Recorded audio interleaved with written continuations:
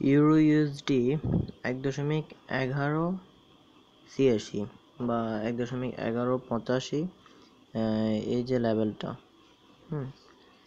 এই লেভেলটা যে হরিজন্টাল লাইন, এটা খুব ভালো একটা রেসিস্ট্যান্স লেভেল ছিল।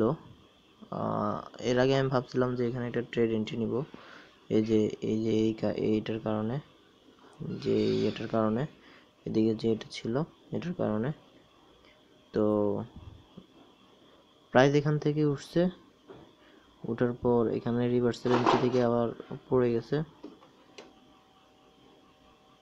কিন্তু আমি ট্রেডটা আসলে নিতে পারিনি ইফতারের কারণে।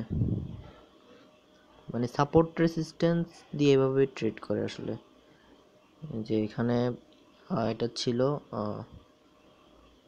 1.1185 বা 86, এই প্রাইসটা খুব ভালো একটা রেজিস্ট্যান্স লেভেল ছিল। এখান থেকে মোটামুটি প্রাইস 73, মোটামুটি প্রাইস এখান পর্যন্ত আসছে। যে বেয়ার ক্যান্ডেলটা থেকে 11.53, 11.53, 86, 53, কত 53, 30 পিপসের মতো মোটামুটি পাওয়া গেছে।